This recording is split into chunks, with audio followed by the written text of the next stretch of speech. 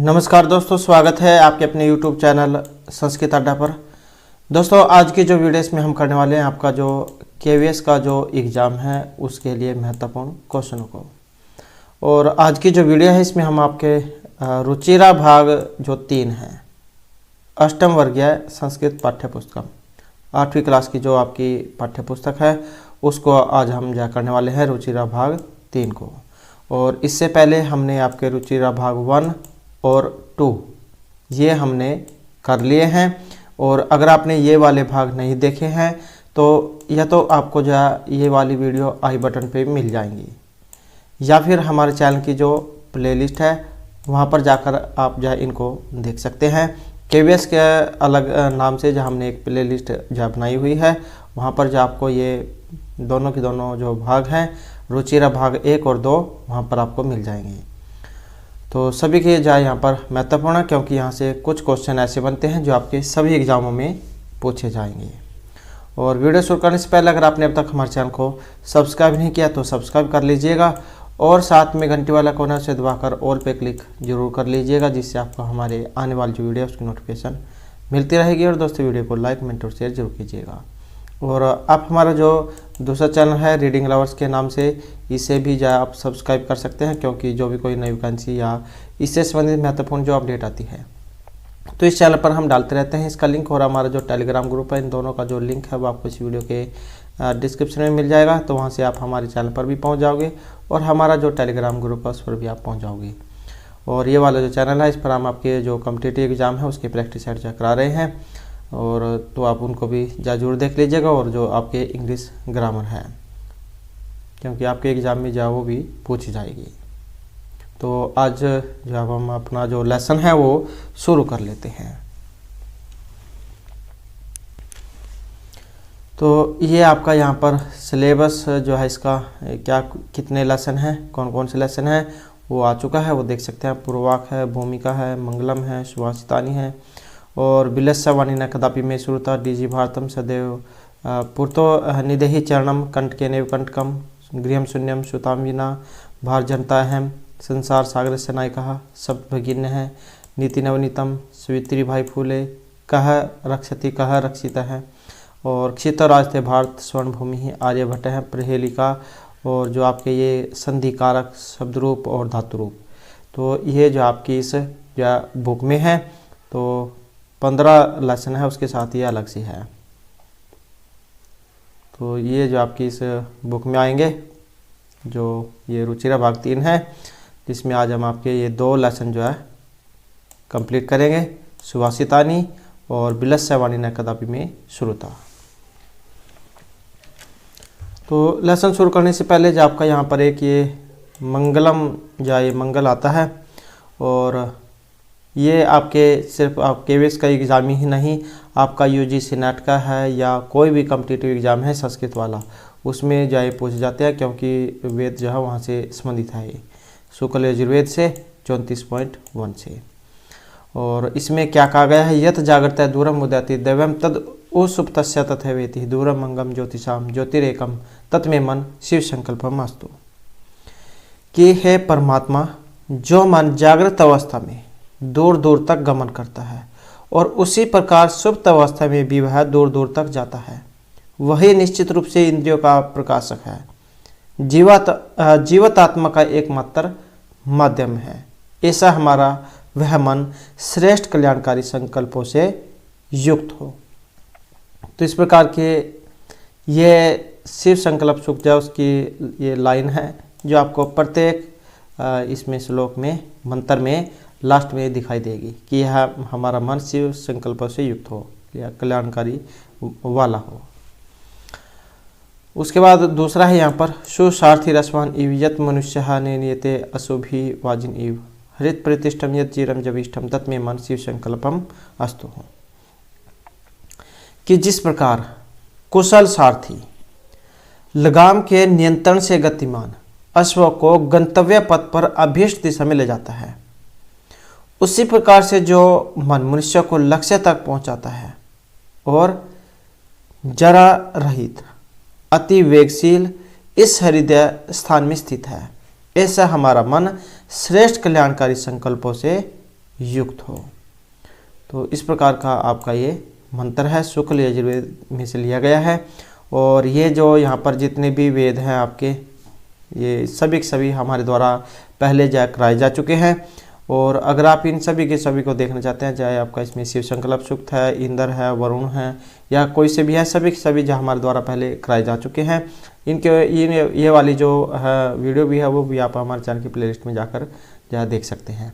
वहाँ पर इनका जो ये जो मंत्र जो है और इनके जो रचयिता है जैसे इंद्र है, उषा है, इन सभी के जो जीवन परिचय है और इनका जो सार है और ये जितने भी मंत्र आते हैं उसमें सभी के सभी जहाँ हमारे द्वारा कराए गए हैं। तो प्लेलिस्ट में जाकर आप उनको देख सकते हैं। ये इनकी यहाँ पर हिंदी दी गई है, आप यहाँ से भी देख सकते हैं कि जो रहता है जागृत और दूर तक जाता है, सोया रहकर भी ऐसे ही जाकर वापस आता है। दूर दूर वह जाने वाला सब तेजों का ज्योति निधान सदा समन्वित, शुभ संकल्पों से वह मेरा मन महान बने। और जो जन को भागदौड़ से इधर उधर ले जाता है, चतुर सारथी जो घोड़ों की इच्छित चाल चलाता है, सदा प्रतिष्ठित हृदय में अजर और अतिशय गतिमान, सदा समन्वित, शुभ संकल्पों से वह मेरा मन महान बने। तो कोई सी की भी हिंदी आप याद रख सकते हैं। तो चाहे तो आप ये वाली याद रख लें या फिर जो हमारे द्वारा आपको पहले बताई गई है उसे आप याद कर सकते हैं। तो जैसे भी आपको याद हो उस तरीके से आप कर लेना। तो उसके बाद हमारे यहाँ पर ये सुभाषितानी जो प्रथमा पाठ है, हमारा जो प्रथम लेसन है वो आ चुका है। और इसमें है सुभाषित का मतलब बताया गया या सुभाषित कैसे बना है। तो सुभाषित में जो सु प्लस भाषित, इन दो शब्दों के मेल से संपन्न है बना है। सु का अर्थ होता है सुंदर, मधुर, और भाषित का अर्थ होता है वचन। तो इस तरह से सुभाषित जो है इसका अर्थ होता है सुंदर, मधुर, वचन। और प्रस्तुत पाठ में सूक्ति मंजरी, नीति शतक, मनु स्मृति, शिशुपालवधम, पंचतंत्रम से रोचक और विचारपरक जो श्लोक है उनको लिया गया है। तो ये इनके बारे में भी आपको जहाँ देखने को मिलेगा। तो ये सुभाषित है, सु उपसर्ग पूर्वक भाष धातु है भाषित, तो इससे बना है ये। तो अब आप इनके जो यहाँ पर ये श्लोक जो है ये आ जाते हैं। जैसे हमारा प्रथम श्लोक है यहाँ पर, गुणः गुणेषु गुणः भवन्ति ते निर्गुणं प्राप्य भवन्ति दोषाः, सुस्वादुत्वयः प्रभवन्ति नद्यः, समुद्रमासाद्यः भवन्ति अपेयः। कि इसका एक बार अन्वय देख लेते हैं। गुणः गुणगेषु गुणः भवन्ति ते निर्गुणं च अणि दोषाः भवन्ति, सुस्वादुत्वया नद्यः प्रभवन्ति परम समुद्रम आसाद्य अपेयः भवन्ति। एक बार इनके अगर हम वर्ड मीनिंग भी देख लेते हैं। गुण गुणगेषु होता है निर्गुण या गुणहीन को, च अन्य होता है प्राप्त करके, दोषः होता है दोष विकार कह देते हैं जिसे, सुस्वादुत्वय होता है स्वादिष्ट जल, नद्यः नदियाँ, प्रभवन्ति चढ़ाई है, और असाध्य होता है पहुँचकर, अपेय है पीने योग्य जो नहीं होता है, भवन्ति हो जाती है। कि गुणः गुणगेषु गुणा भवन्ति, गुण गुणवान व्यक्ति में गुण होते हैं, या कह सकते हैं कि गुणवान व्यक्ति में गुण होते हैं। और गुण जो है गुणहीन व्यक्ति को पाकर वे भी दोष से युक्त हो जाते हैं। गुण गुणवान व्यक्ति में होते हैं, गुणवान व्यक्ति में गुण होते हैं, और गुणहीन व्यक्ति को पाकर में भी दोष वाले बन जाते हैं। सुस्वादितो है प्रभवन्ति नद्य है, नद्य क्या जो नदियाँ जो होती हैं इनका जल क्या है मीठा स्वादिष्ट होता है।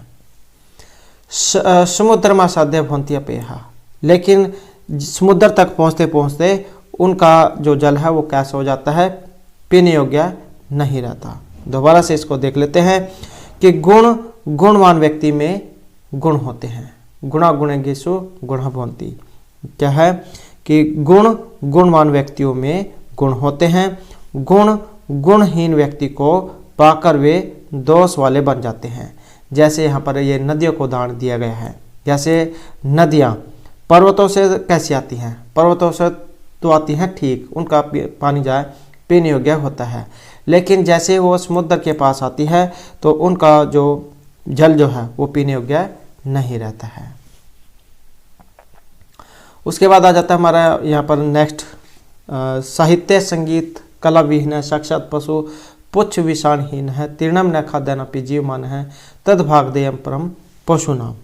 इसका भी एक बार जो अन्वय है वो हम देख लेते हैं। साहित्य संगीत कला विहीन है, साक्षात पुच्छ विषाणहीन है, पशु तीर्णम न खादनापि जीवमान है अस्ति, तत्पशु नाम परमम भागधेयम। इसका जब वर्ड मीनिंग देख लेते हैं। शब्दार्थ विहीन है, विहीन होता है अनुपयोगी, जो काम के न हो। साक्षात होता है वास्तव में, पुच्छ विषाणहीन है, पूंछ और सींग से रहित। तीर्णम होता है घास, खादन अपि मतलब खाते हुए भी। जीवमान है जीवित रहते हैं, भागदेयम भाग्य, परम बड़ा। कि साहित्य संगीत कला विहीन साक्षात पशु हो। साहित्य संगीत कला से रहित व्यक्ति साक्षात क्या है, पशु के समान है। कैसे पशु के समान? जो पूंछ जो सींग है इनसे रहित होता है। देखने में क्या है, वो व्यक्ति है, लेकिन ऐसा है जिसके पूंछ और सींग नहीं है। तीर्णम न खादनापि जीवमान है, वो घास न खातो अभी जीवित रहता है। तद भागदेयम परम पशु नाम, और वह तो लोगों का परम स्वर है। क्या कि साहित्य कला कौशल से हीन व्यक्ति वास्तव में पूंछ और सींग से अनुपयोगी पशु है, जो न घास न खाता हुआ भी जीवित रहता है। वह उनमें से कोई भी प्राणी समान उम्र का है। लोगों का परम स्वर है कि घास फूस न खाकर अपितु स्वादिष्ट व्यंजन लाभियों खाता है। या फिर आप सीधे अर्थ में इस प्रकार से समझ सकते हैं कि साहित्य में रुचि न रखने वाला व्यक्ति इस प्रकार से है कि देखने में वह मनुष्य है कि जो घास फूस नहीं खाता है, लेकिन है वो पशु ही।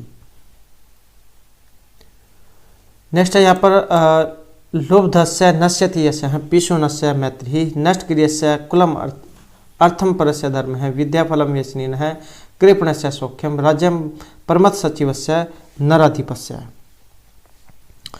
इसमें क्या कहा गया है, इसका भी एक बार जानवे देख लेते हैं। लुब्धस्य यस्य है, पिशुनस्य मैत्री, नष्ट क्रियस्य कुलम अर्थप्रस्य धर्म है, व्यसनीन है, विद्याफलम कृपणस्य सौख्यम, परमत सचिवस्य नर अधिपस्य राज्यम नश्यति। एक बार इसके जो वर्ड मीनिंग है वो हम यहाँ देख लेते हैं।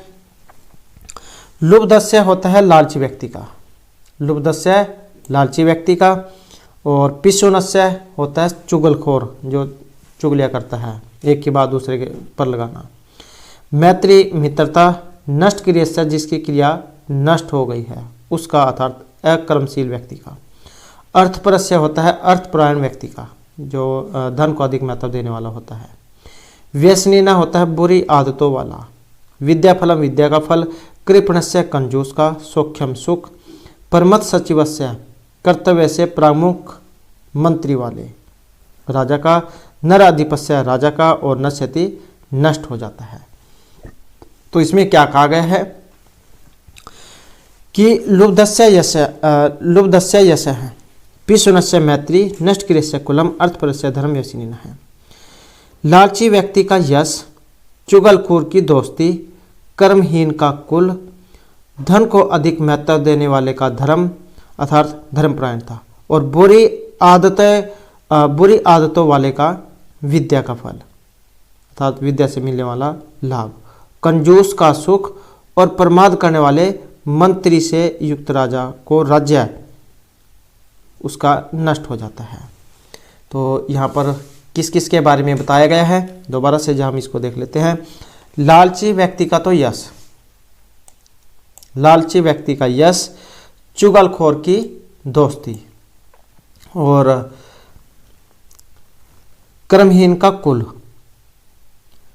धन को अधिक महत्व देने वाले का धर्म, बुरी आदतों वाले का विद्या का फल अर्थात विद्या से मिलने वाला लाभ, कंजूस का सुख, और प्रमाद करने वाले मंत्री से युक्त राजा का राज्य नष्ट हो जाता है। परमतस्य सचिवस्य नर अधिपस्य राज्यम। तो इस प्रकार से जो यहाँ पर ये इसके बारे में बताया गया है। यदि यश चाहिए तो व्यक्ति लालच न करे, मित्रता चाहिए तो चुगलखोर न हो, धर्म आचरण करता हो तो धन लाभ को अधिक महत्व न दे, विद्या का फल प्राप्त करना हो तो बुरी आदतों से बचे, जीवन में सुख चाहिए तो कंजूस न हो, और सत्ता को बनाए रखना हो तो मंत्री कर्तव्य के प्रति लापरवाही न करे। ये आलकस कह देते हैं जिसे। कई बार क्या होता है, जैसे हम सोचते हैं कि जो हमें काम करना है, जैसे यहाँ पर हमारा एग्ज़ाम है, हमें उसे देना है, तो हम सोचते हैं कि इसके लिए जो पढ़ाई जो हम कल करेंगे, परसों करेंगे। तो इस प्रकार से जो हम आलकस करते रहते हैं, आलस्य करते रहते हैं कि इस काम को आज करेंगे, कल करेंगे, सुबह करेंगे, शाम करेंगे। तो वही जो यहाँ पर कहा गया है। तो अगर आपने ये है कि भाई हमें तो भाई आपकी बारी एग्ज़ाम पास करना है, तो आपको जो है यहाँ पर पढ़ना तो पड़ेगा ही। इसी प्रकार की बातें यहाँ पर ये राज्य के बारे में भी कही गई है। उसके बाद आ जाता है हमारे यहाँ पर नेक्स्ट जो हमारा पद्यांश है, श्लोक, मंत्र श्लोक। पित्वा रसम तु कटुकम मधुरम समानम माधुर्यम एव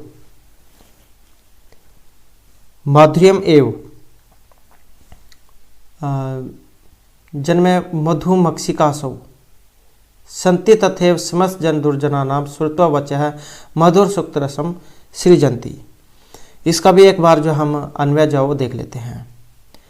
असौ मधुमक्षिका कटुकम मधुरम रसम समानम पीत्वा मधुरम एव जन्येत तथैव संतः समस्त सज्जन दुर्जनानाम वचः श्रुत्वा मधुर सुक्त रसम सृजन्ति। इसका भी जो है एक बार जो वर्ड मीनिंग जो है शब्दार्थ हम देख लेते हैं। मधुमक्षिका क्या होती है? मधुमक्षिका होती है मधुमक्खी। असौ यह कटुकम होता है कड़वा, पीत्वा पीकर, माधुर्यम मिठास मीठा, जन्नत उत्पन्न करती है। आपने देखा ही होगा मधुमक्खी हमारे लिए क्या है? शहद या उत्पन्न करती है। संति तथैव, संति सज्जन उसी प्रकार, वचः वचन को श्रुत्वा सुनकर, सृजन्ति सृजन करते हैं। मधुर सुक्त रसम, मधुर सुक्तियों के रस को। तो इस प्रकार से इसके जो है यहाँ पर वर्ड मीनिंग है। इसके बारे में अब जो हम देख लेते हैं। तो इसका जो सलाह जो अब हम देख लेते हैं। असो मधुमक्षिका कटुकम मधुरम रसम पीत्वा, कि जिस प्रकार मधुमक्खी क्या है? कड़वे रस को पीकर मिठास उत्पन्न करती है। पीत्वा रसम तु कटुकम मधुर समानम माधुर्यमेव जन्म मधुर्मक्षिकासु, कि जिस प्रकार यह मधुमक्खी मीठे अथवा कड़वे रस को एक समान पीकर मिठास उत्पन्न करती है, उसी प्रकार संत लोग सज्जन व दुर्जन लोगों की बात एक समान सुनकर सुक्ति रूप रस का सृजन करते हैं। संति तिथि समस्त सज्जन दुर्जना नाम श्रुत्वा वचः मधुर सुक्त रसम सृजन्ति, कि जिस प्रकार मधुमक्खी क्या है? कड़वे रस को पीकर मिठास उत्पन्न करती है, उसी प्रकार जो सज्जन लोग जो होते हैं वे दुर्जनों के दुष्ट व्यक्ति जो होते हैं उनकी कड़वी बातों को सुनकर क्या है? अच्छी बातें जो वो सृजन करते हैं, उनको उत्पन्न करते हैं या व्यक्ति को जो सुनाते हैं। कि भक्त लोग सज्जन और दुर्जन में भेदभाव न कर दोनों की बात सुनकर अच्छी बातें करते हैं, उसी प्रकार मधुमक्खी या मीठा अथवा कड़वा दोनों रस एक समान पीकर मधु का ही निर्माण करती है। उसके बाद जो हमारा नेक्स्ट जो श्लोक है वो भी आ जाता है। विहाय पौरुषम यहि देवम अवलंबते प्रसाद सिंहवत तस्य मूर्धिनम तिष्ठन्ति वायसः। विहाय पौरुषम यहि देवम अवलंबते प्रसाद सिंहवत तस्य मूर्धिन तिष्ठन्ति वायसः। तो इसका भी एक बार जो हम अन्वय जो वो देख लेते हैं। यही पुरुषम विहाय देवम ही अवलंबते, यही पुरुषम विहाय देवम एव अवलंबते प्रासाद सिंहवत तस्य मूर्धिन वायसः तिष्ठन्ति। और इसके आ जाते हैं अब जो शब्दार्थ। विहाय होता है छोड़कर, पौरुषम होता है मेहनत को, यह जो ही निश्चय से, देवम भाग्य को, और अवलंबन करना सहारा, अवलंबते सहारा लेते हैं। प्रासाद सिंहवत, महल के द्वार पर बने सिंह की तरह। तस्य, उसके मूर्धीन सिर पर, तिष्ठन्ति, बैठते हैं, वायसा, कौवे। क्या कहा गया है? यो ही पुरुषम विहाय दैवम एवं अवलंबते, कि जो व्यक्ति निश्चय रूप से पुरुषार्थ छोड़कर भाग्य का सहारा लेते हैं, कि जो व्यक्ति पुरुषार्थ को छोड़कर दैवम, दैव मतलब भाग्य, भाग्य का सहारा लेते हैं। प्रसाद सिंह व तस्य मूर्धन्यम तिष्ठन्ति वायसः, महल के द्वार पर बनी हुई नकली शेर की तरह उनके सिर पर भी कौवे बैठते हैं। प्रसाद सीमत, प्रसाद एक प्रसाद खाने का होता है, एक होता है महल। महल के सिंह पर बने हुए शेर का जो मूर्ति जो बनी होती है उस पर।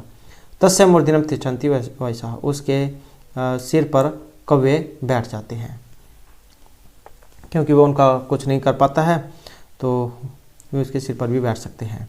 तो इसी प्रकार से यहाँ पर व्यक्ति के बारे में कहा गया है कि व्यक्ति को कभी भी अपने भाग्य पर निर्भर नहीं होना चाहिए, बल्कि सदैव अपना पुरुषार्थ करते रहना चाहिए।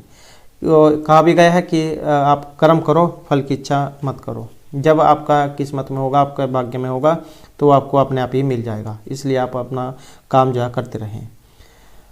तो व्यक्ति को कभी अपने भाग्य पर निर्भर नहीं होना चाहिए, बल्कि सदैव अपना पुरुषार्थ करते रहना चाहिए। भाग्य पर भरोसा करने वाला ऐसा व्यक्ति सदैव दिखावा ही करता है। तो आपका जो काम है यहाँ पर एग्ज़ाम के लिए तैयारी करने का है, तो आप उसे करते रहें, आपका फल एक न एक दिन जरूर मिल जाएगा।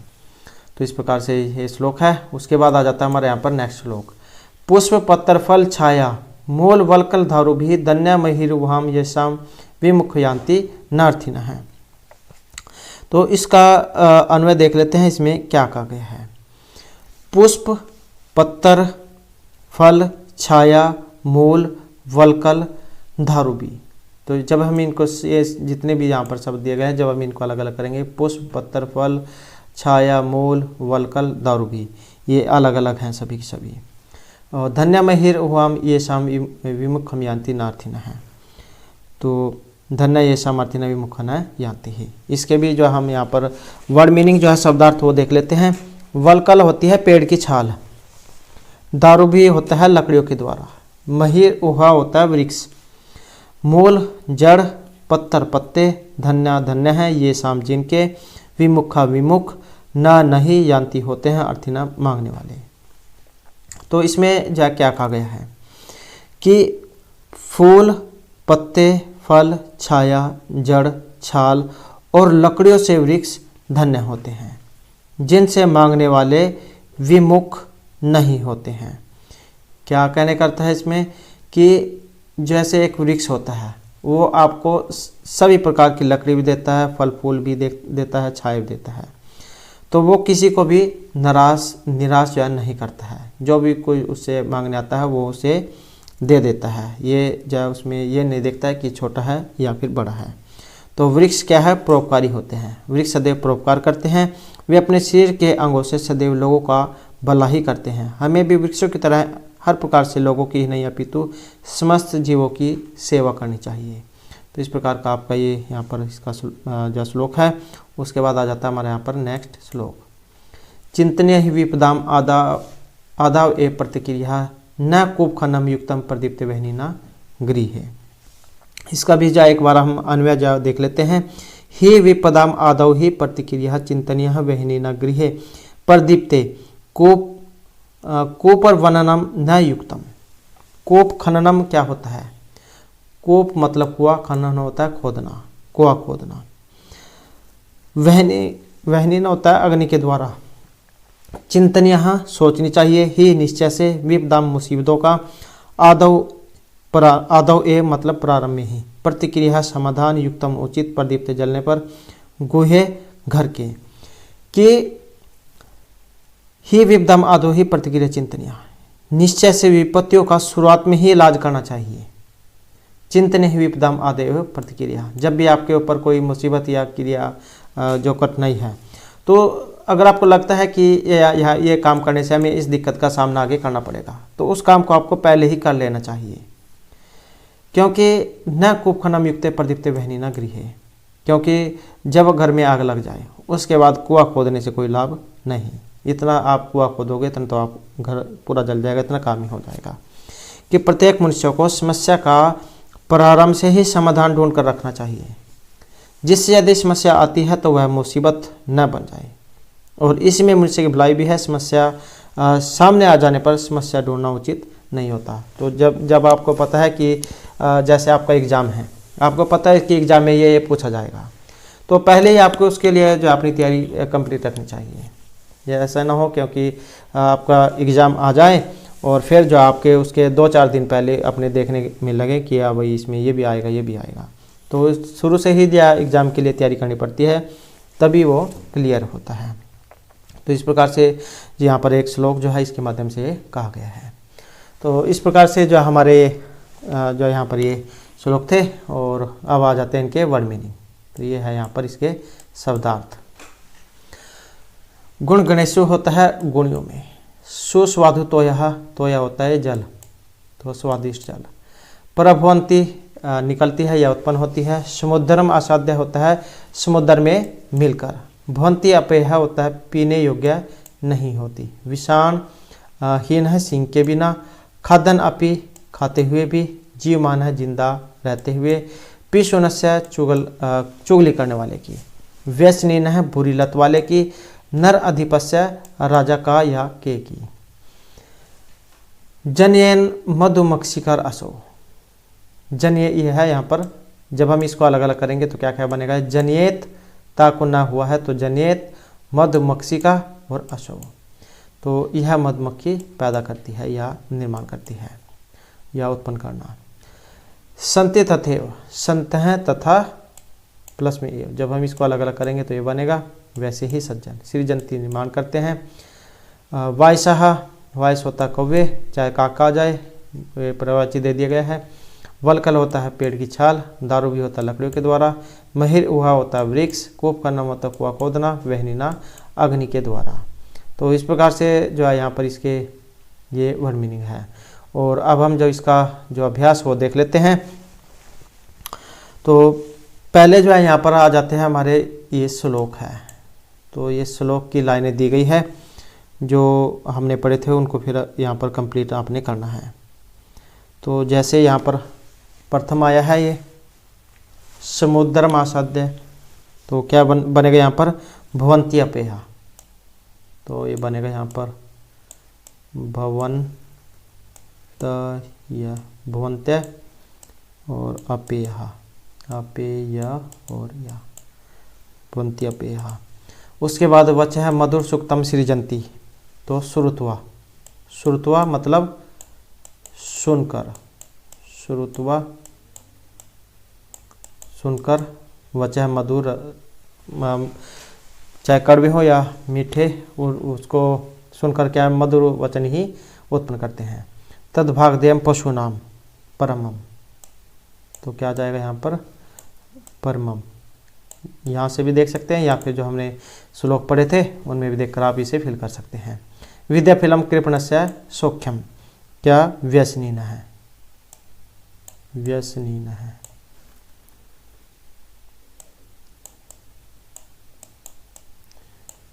व्यसनीन क्या आएगा, व्यसनीन है, यहाँ पर विसर्ग है।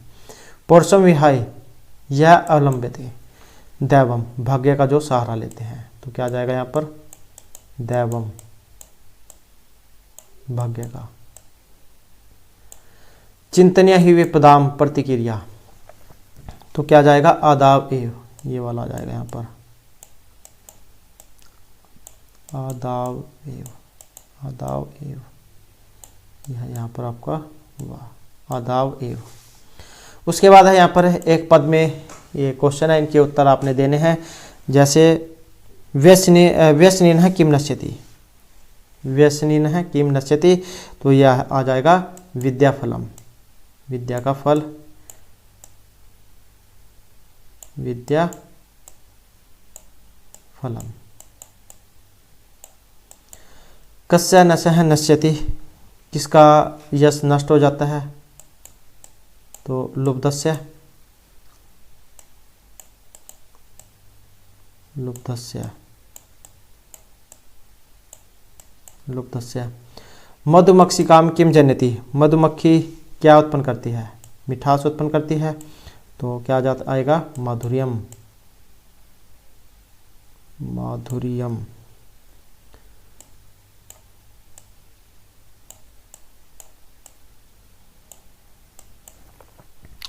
उसके बाद है यहाँ पर मधुर सुक्त रसम के सृजंती, मीठा रस कौन उत्पन्न करते हैं, संत जो सज्जन व्यक्ति होते हैं। तो क्या आ जाएगा, संत हैं। अर्थिना के भय विमुखा न यान्ति ही, तो यह महिर उहेबाम जो वृक्ष जो होते हैं, क्योंकि वो किसी को खाली हाथ नहीं जाने देते, जो भी उनके पास आता है मांगने के लिए वो उसे जरूर देते हैं। तो महिर उहेब है,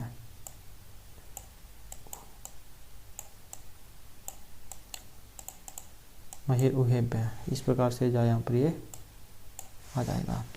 नेक्स्ट है हमारे यहाँ पर अधोलिख तद्भव शब्दानाम कृते पाठा चित्वा संस्कृत पदानी लिखत। तो इनसे जाए चुनकर आपने इनको लिखना है। जैसे कंजूस है, कंजूस को हम क्या लिखते हैं, कंजूस को कृपण लिखते हैं हम, कृपण है कंजूस। अब कड़वा जो होता है, कड़वे को हम क्या लिखते हैं, तो कटुकम, कड़वा, कटु ये है ओ की मात्रा, और क मा, कटुकम। पूंछ, पूंछ को क्या बोलते हैं, पुच्छम बोलते हैं, आधा च छ और मा, पुच्छम। उसके बाद लोभी, लोभी लालची, लालची जो होता है उसको क्या लिखा जाता है, तो उसे हम लिखते हैं लुब्ध है, लोभी लुब्ध है, ला उ आधा भ ध और विसर्ग लुब्ध है। उसके बाद आ जाता है हमारे यहाँ पर मधुमक्खी, तो इसको क्या लिखा जाता है, मधुमक्षिका, तो आ जाएगा मधुमक्षिका, मधुमक्षिका,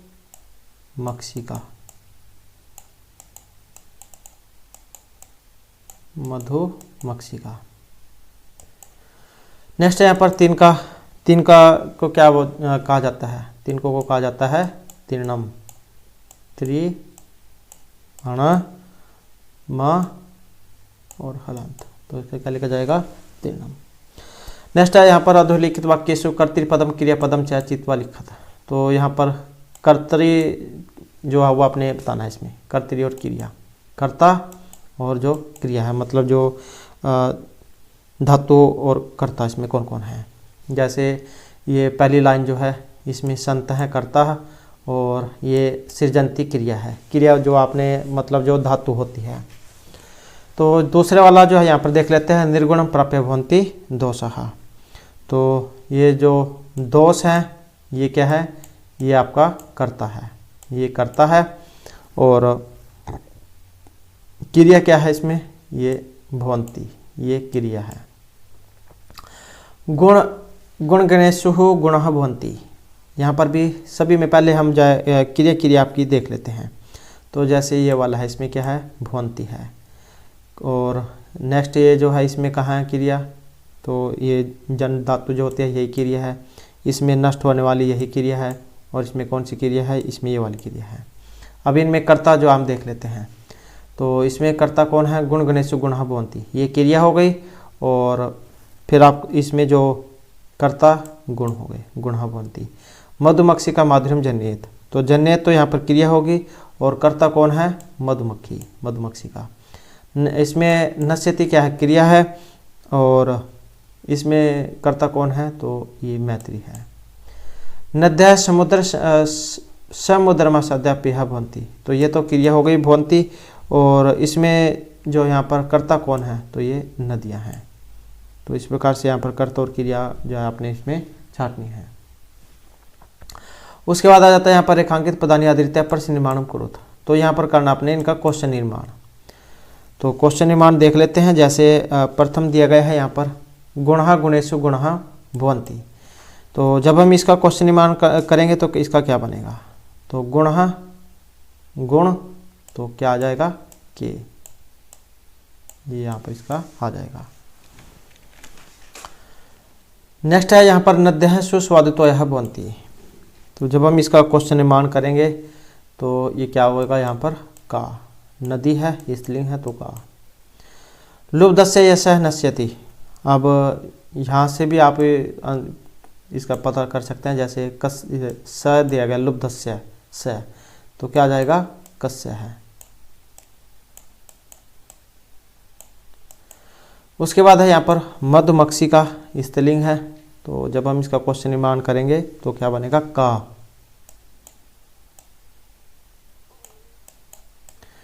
नेक्स्ट आ जाता है तस्य मूर्धन्यम तिष्ठन्ति वायसः। तो क्या बनेगा इसका बनेगा तस्य मूर्धन्य कुत्तर। कुत्तर मतलब कहाँ पर बैठता है, कौवा, तो कहाँ पर बैठेगा, तो क्या होएगा, कुत्तर। कुत्तर मतलब कौवा जाए कहाँ पर बैठता है। उसके बाद है यहाँ पर, तो यहाँ पर है उदाहरण अनुसार पदानि पृथक पृथक कुरुत। तो उदाहरण के अनुसार जो ये पद जो दिए गए हैं, जैसे दिए गए हैं, इनको अलग अलग करना है। जैसे समुद्रम आसाध्य है, तो समुद्र प्लस में आसाध्य है, जैसे संधि का देते हैं, तो समुद्रम और आसाध्य इनसे मिलकर बना है समुद्र आसाध्य। इनकी बस क्या निकालती है कि आपने इनकी संधि करनी है। तो जैसे यहाँ पर फिर ये माधुर्यम एव आया है, तो इसका क्या बनेगा, माधुर्यम ये वाला और प्लस में एव, ये हो जाएगा इसका माधुर्यम एव।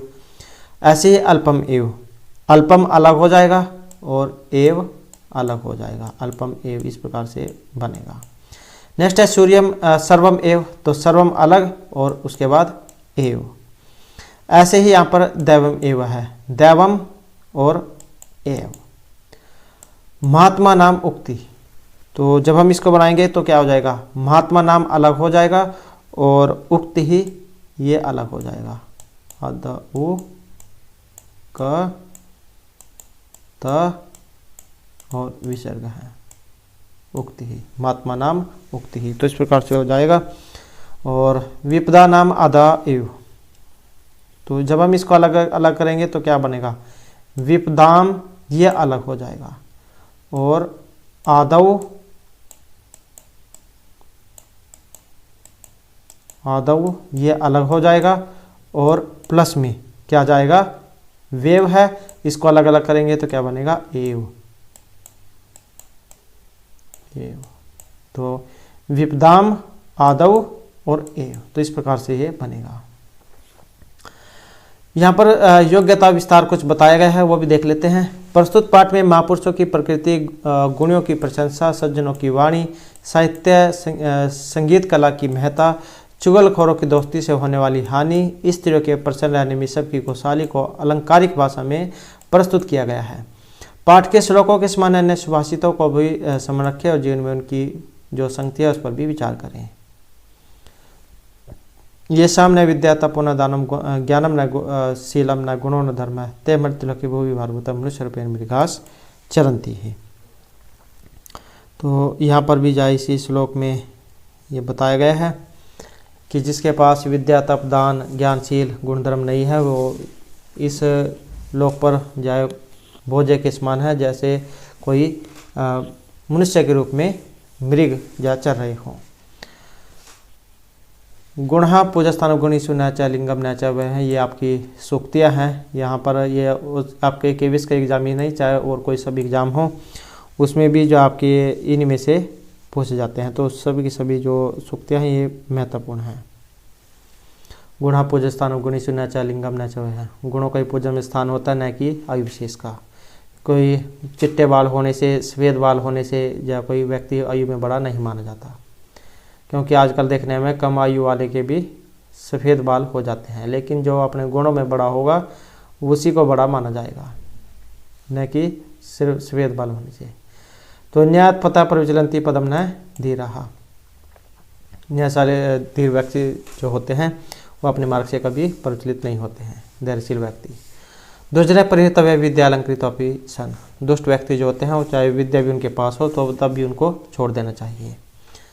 और न प्राणांते प्रकृति विकृति ही जाते चाहे उत्तमा नाम, और उदय स्वीता रक्तो रक्तश्चा संगते तथा उदयति स्वीता तामरताम एवहस्तम एति च संपतो च विपत्तो च महतम एक रूपता तो इस प्रकार की ये सूक्तियाँ हैं। तो उपयुक्त सुभाषितों के अंशों को पढ़कर स्वयं समझने का प्रयत्न करो और संस्कृत एवं अन्य भारतीय भाषाओं के सुभाषितों का संग्रह करें। गुणा गुणेषु गुणा भवन्ति। इस पंक्ति में विसर्ग संधि के नियम में गुणा के विसर्ग का दोनों बार लोप हुआ है। संधि के बिना पंक्ति गुणा गुणेषु गुणा भवन्ति ये होगी। तो इस प्रकार का आपका जो लेसन था। और अब जब हम यहाँ पर हमारा जो नेक्स्ट जो द्वितीय पाठ है, दूसरा जो लेसन है विलस्य वाणी न कदापि में श्रुता, इस पर हम आ गए हैं। इसमें क्या कहा गया है? प्रस्तुत पाठ जो संस्कृत के प्रसिद्ध ग्रंथ पंचतंत्रम के तृतीय तंत्र काकोलोकियम से लिया गया है। पंचतंत्र ये जो विष्णु शर्मा इनके द्वारा रचित है। 5 तंत्र या फिर कह सकते हैं 5 खंड हैं जिन्हें तंत्र कहा गया है। इसमें गद्य पद्य रूप में कथाएं दी गई है जिनके पात्र मुख्यतः पशु पक्षी हैं।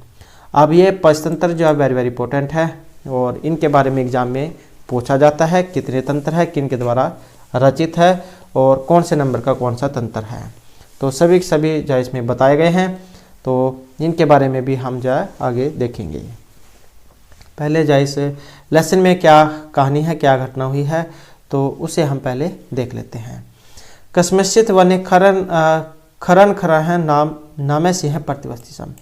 किसी वन में जंगल में ये खरन नाम का एक शेर जो है रहता था। सह कदाचित इतस्तः परिभ्रमण क्षोधार्तः न किंचित अभी आहार प्राप्तवान। सह वह कभी इधर उधर घूमता हुआ, भूख से पीड़ित वह इधर उधर घूमता रहा। न किंचित भी आहारम प्राप्तवान, लेकिन उसे कुछ भी भोजन प्राप्त नहीं हुआ। ततः सूर्यास्त समय एक महति गुहाम दृष्टवा। उसके बाद सूर्यास्त होने के समय पर एक बड़ी गुफा को देखकर, दृष्टवा दिश धातु कत्व प्रत्यय देखकर, सह वह सह क्यों आया है? क्योंकि शेर क्या है? पुल्लिंग है, इसलिए सह आया है। अगर वो शेर नहीं होती तब ये सा का सा बन जाता, इस प्रकार से बन जाता है। ये सा का ये वाला बन जाता सा, अगर स्त्रीलिंग में होता तो ये पुल्लिंग है, इसलिए सह अचिंतित। उसने सोचा नूनम एतेषां गुहायां रात्रौ को अपि जीवः अगस्ति। निश्चय ही इस गुफा में रात्रि के समय कोई जीव आता होगा या अगस्ती आता है। अतः अत्र निगुणः भूत्वा तिष्ठामि। इसलिए मैं यहीं पर छुप कर बैठ जाता हूँ। भूत्वा भू धातु कत्व प्रत्यय भूत्वा।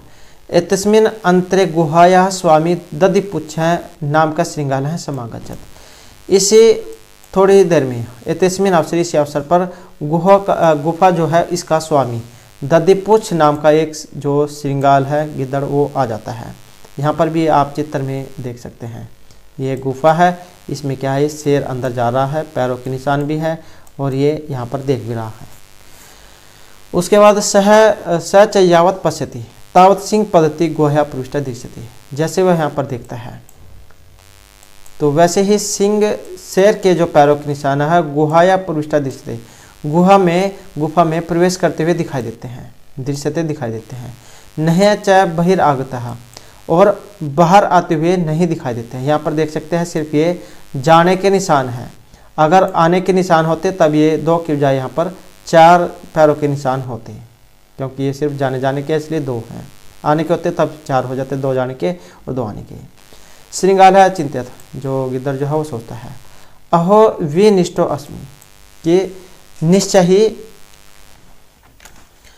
निश्चय मेरा सब कुछ नष्ट हो गया है या मैं ठग गया हूँ।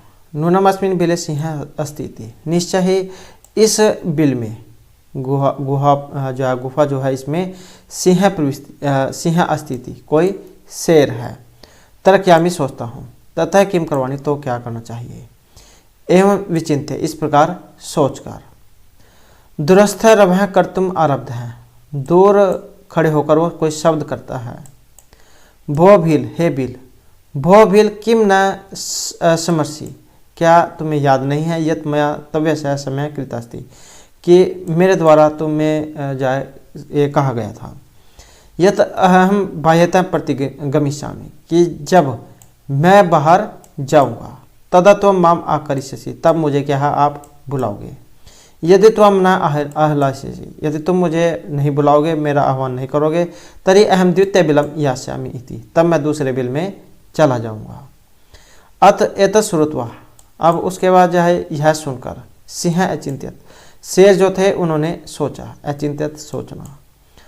नूनम एषां गुहा स्वामिनः सदा समानम करोति ही। निश्चय ही, नूनम निश्चय ही ऐसा गुहा, यह जो गुफा है स्वामी का सदा सम्मान करती है, परंतु मद भयात न किंचित होती, लेकिन मेरे भय के कारण कुछ नहीं बोल रही है। अथवा साधु इदम उच्यते, इसलिए या फिर सही जा कहा गया है। भयस्तन मनसाम हस्तपादिका क्रिया पर्वतंते न वाणी च व्यक्तुम चादिका है भवेत। कि भयस्तन त्रस्त मनसाम, कि भय से डरे हुए मन वाले, भयस्तन मनसाम हस्तपादादि का क्रिया, कि भय से डरे हुए मन वालों का हाथ और पैर से की जाने वाली क्रियाएं प्रवर्तन्ते न, अर्थात प्रवृत्त नहीं होती।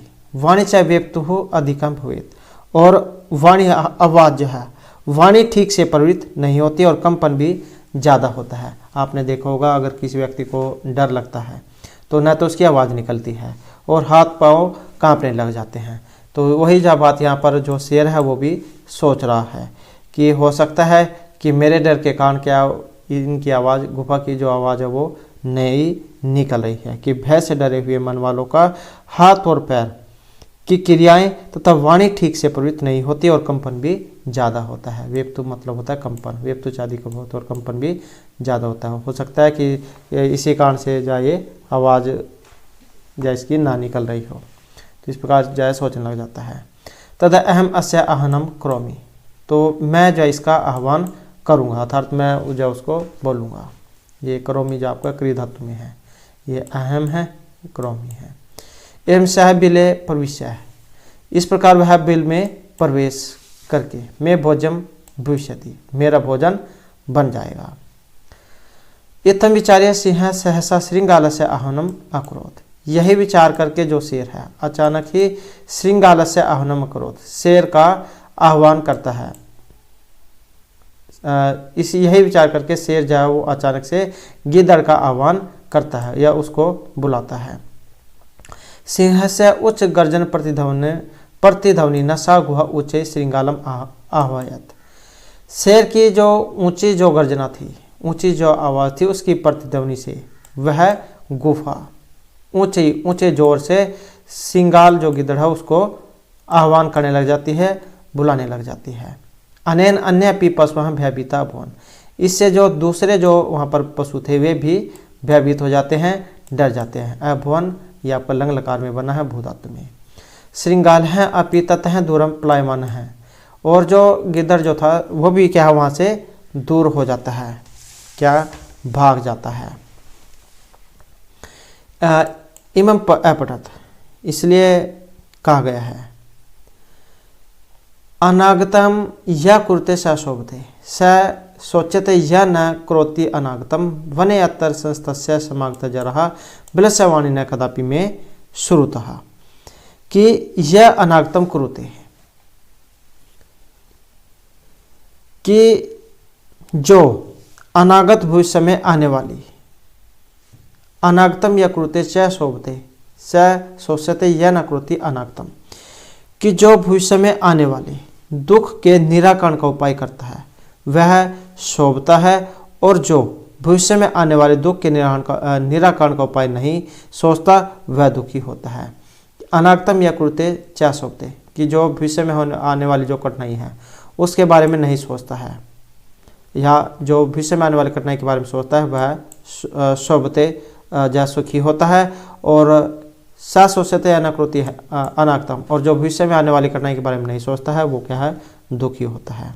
इस प्रकार से आप इसे समझ सकते हैं। वने अतन संस्था से समागता जरहा बिलस्य वाणी न कदापि में श्रुतः, यहाँ जंगल में रहते हुए मेरा बुढ़ापा आ गया लेकिन बिल की वाणी मैंने कभी नहीं सुनी। वने अतर संस्था से समागता जरहा, यहाँ पर जंगल में रहते हुए मैं भी क्या है, बूढ़ा हो गया हूँ। बिलस्य वाणी न कदापि में श्रुता, लेकिन बिल की वाणी मैंने कभी भी नहीं सुनी है। तो इस प्रकार से जो आपका यहाँ पर ये इसमें लसन जो है इसका ये अनुवाद है, यहाँ पर भी देख सकते हैं शेर क्या है, ये गुफा से ही बोल रहा है, और सारे जो यहाँ पर प्राणी जो है वो डर गए हैं, भाग जाते हैं। उसके बाद आ जाते हैं यहाँ पर इसके जो वर्ड मीनिंग है, शब्दार्थ है, वो जो हम यहाँ पर देख लेते हैं। कस्मिंश्चित होता है किसी, कस्मिन प्लस में चित, किसी, ये वन में यहाँ पर ये संदर्भ जो है पाठ का उसके अनुसार लगाया है। वैसे कस्मिंश्चित किसी, और ये वन में वैसे लगाया है वाक्य पूरा करने के लिए। क्षुधार्थ होता है क्षुधा प्लस अर्थ है, क्षुधार्थ होता है भूख से व्याकुल। अंतरे होता है बीच में, निगूढ़े भूतवा छिपकर, सिंह पद पद्धति शेर के पैरों के चिन्ह। रवह होता है शब्द करना, आवाज करना, यावत जब तक, तावत तब तक। समय है शर्त है, बाह्यतः बाहर से, यदि तरही अगर तो। श्रुत्वा, जब हम इसको अलग अलग करेंगे तो तत् प्लस में श्रुत्वा, यह सुनकर। भयस त्रस्त मनसाम, डरे हुए मन वालों का। हस्तपाद आदि का, हस्तपाद प्लस में आदि का, हाथ पैर आदि से संबंधित। वेप्तु होता है कंपन करना, कांपना। भोज्यम भोज्या योग्य पदार्थ, सहसा एकाएक अचानक होता है। अनागतम आने वाले दुख को, सोचते उस पर जो चिंतित होता है। संस्थय होता है रहते हुए, और जरा होता है बुढ़ापा।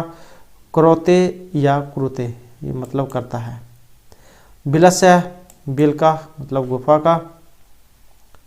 तो इस प्रकार से इसके जो ये वर्ड मीनिंग थे, और अब आ जाता है यहाँ पर इसका अभ्यास। तो पहले जो यहाँ पर इसके आ जाते हैं उच्चारण करने।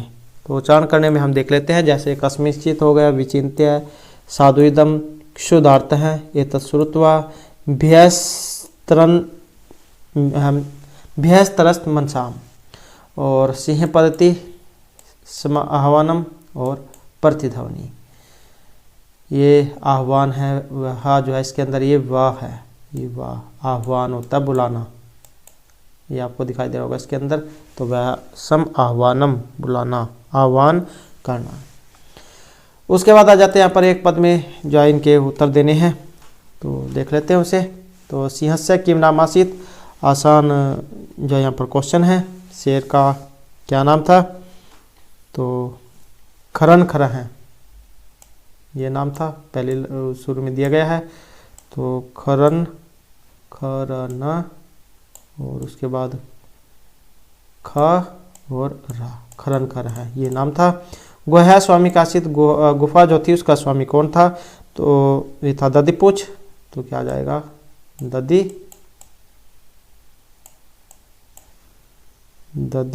पुच्छ,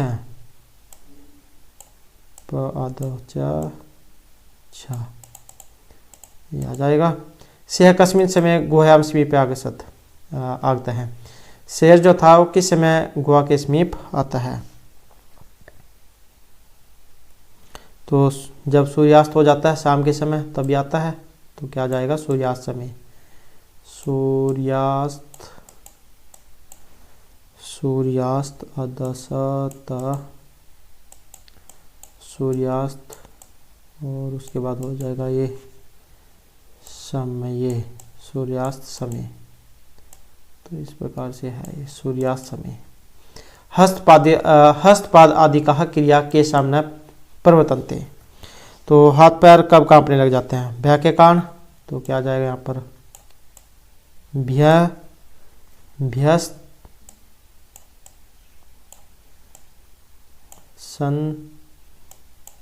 त्रस्त,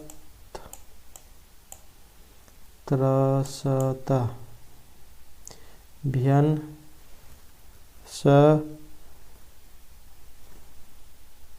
त्रस्त, यहाँ पर त्रस्त हो गया, ये त्रस्त समय, भयन त्रस्त। उसके बाद है ये मनसाम, त्रस्त न, और ये हो जाएगा आपका सा, भयंतरस्त मनसाम।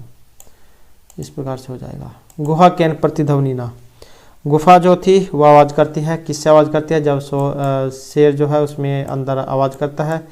तो क्या हो जाएगा? सिंह गर्जना, सिंह और गर्जनेन, गर्ज नेन, तृतीय व्यक्ति जो इसमें बन जाएगा सिंह गर्जनेन। ऐसे पूर्ण वाक्य ने उत्तरत, एक वाक्य जो इसमें आपने उत्तर देना है। जैसे खरन खर है कुत्तर प्रतिवस्ती सम, ये खरन खर जो कहाँ पर रहता था, तो किसी वन जंगल में रहता था, तो क्या आ जाएगा कस्मिश्चित वने, किसी जंगल में। उसके बाद महति गुहाम दृष्टवा सिंह की चिंतित, बहुत बड़ी गुफा जो थी उसे देखकर शेर ने क्या सोचा था। तो महति गुहाम दृष्टवा सिंह चिंतित नूनम एतेषां गुहाम रात्रो क्वापि जीव आगस्ति, कि निश्चय ही रात्रि में जो यहाँ पर कोई जीव आता है। सिंहाला किम अचिंत्यत, सिंगाल जो था गिद्दड़, उसने क्या सोचा था। सिंगाला चिंतित, उसने सोचा कि अहम विनष्टोस्मि नूनम अस्मिन् बिले सिंह अस्ति इति तर्कयामि, यहाँ पर निश्चय ही कोई शेर है, तो इसका कोई यहाँ पर इलाज करना पड़ेगा। श्रृंगाल है कुत्तर पलायित है, श्रृंगाल जो था गिद्दड़ वो कहाँ पर भाग जाता है, तो दूर चला जाता है, तो क्या जाएगा दूरम पलायित है। गुहा समीपम आगत्य श्रृंगाल है किम पश्यति, गुहा जो है गुफा के समीप आकर जो गिद्दड़ जो था वो क्या देखता है, तो पैरों के चिन्हों के निशान देखे थे। तो गुहा समीपम आगत्य श्रृंगाल पश्यति यथ सिंह पद पदति ही गुहायाम प्रविष्टा दृश्यते न बहिर्आगता, के अंदर जाने के तो निशान है, बाहर आने के नहीं है। कहा शोभते, कौन शोभित होते हैं, जो यह अनागतम कुरुते, जो आने वाली जो विपत्ति है उसका उपाय देख लेते हैं, ढूंढ लेते हैं। यह अनागतम कुरुते शायद शोभते हैं। ये इनके जो आंसर है, ये ऊपर जो हमने लेसन जो किया था उसमें इनके आंसर दिए गए हैं, वहाँ से भी आप जो है देख सकते हैं। उसके बाद आ जाता है रेखांकित पदानी आधारित प्रश्न निर्माण करुत, तो यहाँ पर आ जाते हैं इनका क्वेश्चन निर्माण करना। तो क्षुधार्थ है सिंह को तरपी आहारम न प्राप्तवान, क्षुधार्थ क्या होता है, भूख से पीड़ित शेर कहीं पर भी भोजन को प्राप्त नहीं करता है, तो क्या आएगा की दृश्य है, किस प्रकार का, किससे पीड़ित, की दृश्य है। दधिपुच्छ नाम श्रृंगाल है गोह है स्वामी असीत, तो ये दधिपुच्छ नाम का, तो कह कौन था, तो क्या जाएगा कहा जाएगा, का नाम श्रृंगाल है गुहा स्वामी आसीत। और उसके बाद ऐसा गुहा स्वामी ने सदा आह्वानम करोती, यह गुफा क्या स्वामी का सदा क्या करती थी, आह्वान करती थी, बुलाती थी। तो कस्य किसका, कस्य ये आ जाएगा। भ्यंतरस्त मनसाम हस्तपाद आदि का क्रिया न प्रवर्तनते, भ्या के कान के हाथ पैर की जो क्रिया वो नहीं होती है, तो किस प्रकार की क्रिया, तो कीदृश्य है, कीदृश्य आ जाएगा यहाँ पर।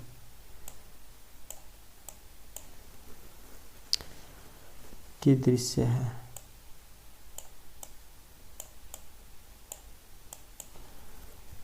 या फिर कहा,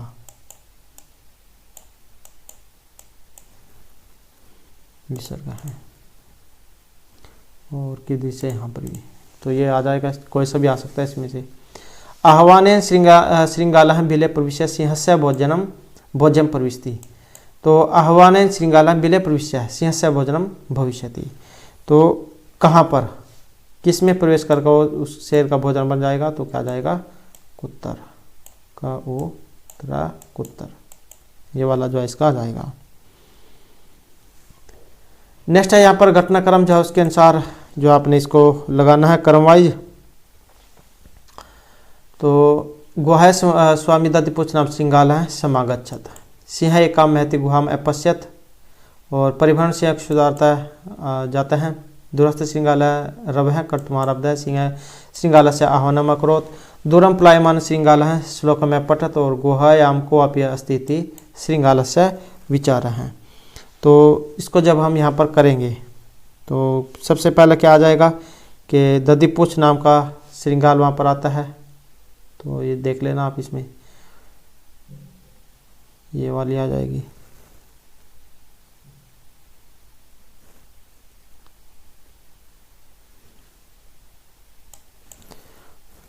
उसके बाद क्या आएगा यहाँ पर, सिंह एक बहुत बड़ी गुफा को देखता है,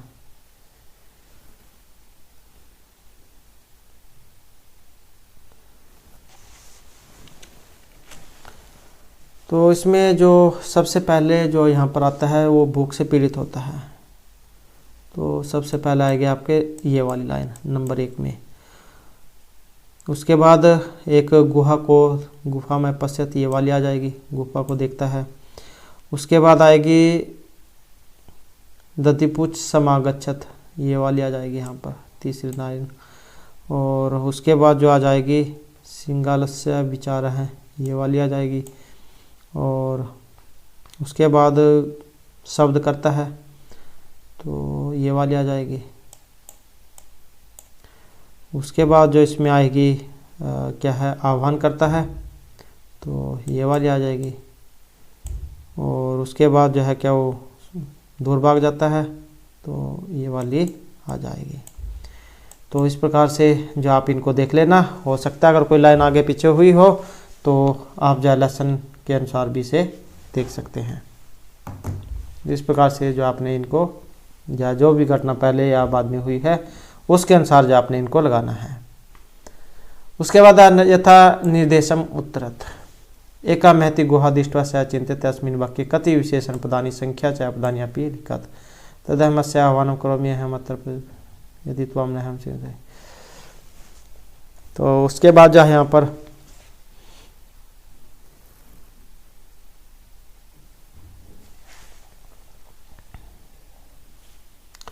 तो इसका जो है यहाँ पर आएगा एकाम और महतीम, एकाम महतीम,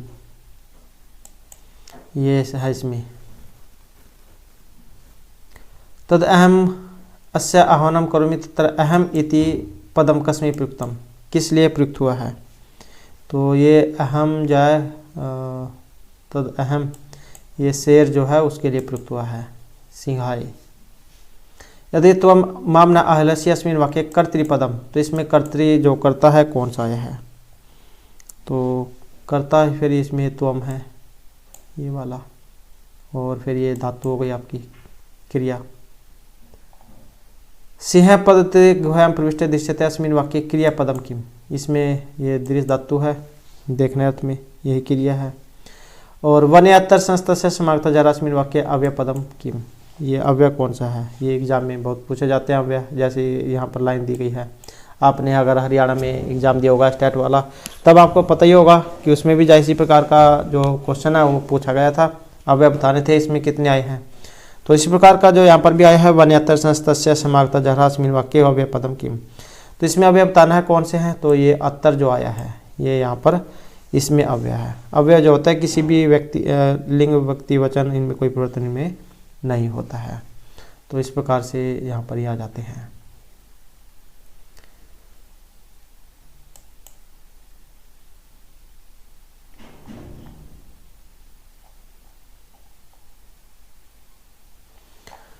उसके बाद आ जाता है यहाँ पर ये रिक्त स्थान है हमारे नीचे तदा क्वेश्चन, तो ये इसमें से फिल करने हैं। एकस्मिन वने, एक वन में, कौन था क्वेश्चन, ये वाला आ जाएगा व्याध है जालम विस्तरीय स्थित है, तो कहाँ पर था, दूर था, ये वाला आ जाएगा फिर दूर स्थित है।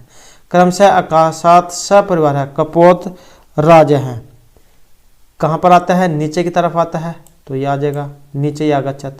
कपोता तंडुलान अपश्यन, उसके बाद यदा, जब, ये वाली आ जाएगी, जब कपोता है जो कबूतर जो उनके द्वारा जो चावल है उनको देखा जाता है, तेसाम लोभ हो जाता है, तदा तब, कहाँ ये वाली आ जाएगी फिर 4 5, जैसे वो चावल जो उनको देखते हैं वैसे ही उन पर लोभ आ जाता है।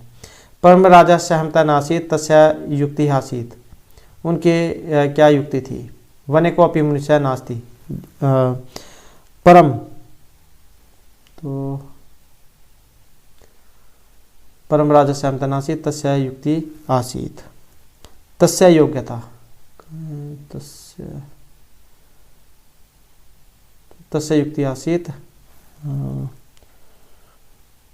तरही, तो ये वाला 5 6, तरही वने को अपि मनुष्य नास्ति, ततः तंडुलानाम संभव है। उसके बाद परम राज्य है, ये वाली आ जाएगी परम, 6 7 हो गया परम। परम राजा उपदेशम अस्वीकृत कपोता तंडुलान खादितुम प्रवृत्तः जाले च निपतितः। जाले ये वाला च और जाल में फंस जाता है, ये वाला आ जाएगा च निपतितः। अतः उत्तम विदित न क्रियाम,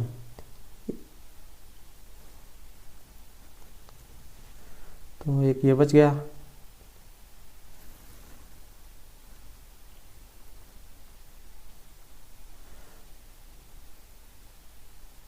सहसा ये वाला आ जाएगा इसमें 8 9।